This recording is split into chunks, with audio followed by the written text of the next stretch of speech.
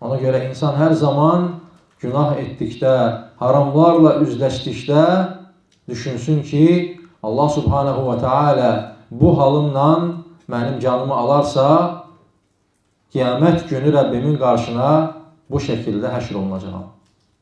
Yəni bunu dərk etmək, bunu düşünmək insana təkan verir ki, günahlardan uzaqlaşsın.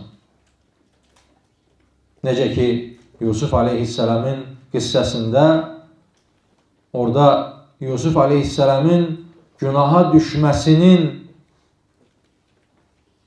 məqamında Allah subhanahu wa ta'ala buyurur ki, orada وَلَقَدْ هَمَّتْ بِهِ وَهَمَّ بِهَا لَوْلَا أَرَّأَ بُرْهَانَ رَبِّكِ. Yəni insan olaraq hər iki tərəf bir-birinə meyl etmişdir. لَوْلَا أَرَّأَ بُرْهَانَ رَبِّكِ. Allahın burhanı gəlməsəydi. Yəni Allah subhanahu wa ta'ala ixlaslı, səmimi qullarına belə məqamlarda kömək edir. Deyir, لَوْلَا أَرَّأَ بُرْهَانَ رَبِّكِ. Təfsirdə alimlər gətirirlər ki, Yusuf aleyhisselam orada Allah subhanahu wa ta'ala ilə tək-bə-tək qiyamət günü məhşərdə duracağı anı düşünərək o günahı tərk etdi. Və Allahın burhanı ilə, köməyi ilə. Və sonunda nə buyurur Rəbbimiz? İnnehu kânə min ibadinəl muxlasin. Həqiqətən o bizim ixlaslı qullarımızdan idi.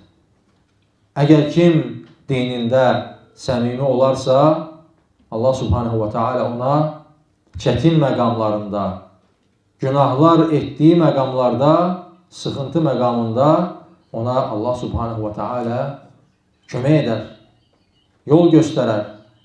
O günaha düşməməsi üçün ona yardım edər. Hər bir halımızda insan səhhəti, afiyyəti, neymətləri əlində olduğu zaman haramlardan çəkinməlidir ki, Allah subhanahu wa ta'ala da ona sıxıntı anında, çətin anında ona yardım etsin.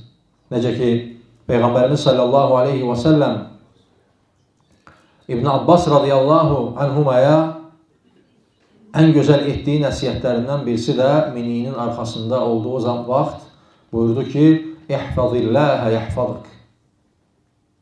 Buyurdu ki, ilk öncə sənə bir neçə tövsiyə edinmi? Və bunları heç vaxt unutma. Buyurdu ki, İhfazilləhə yəhfazıq. Allahı qoru ki, Allah da səni qorusun.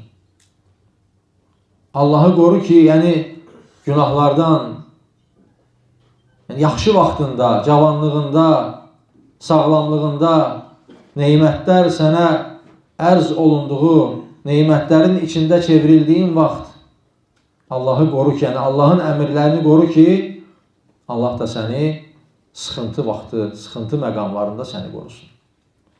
Sonra buyurdu ki, İhfazilləhə təcidhu tücəhək.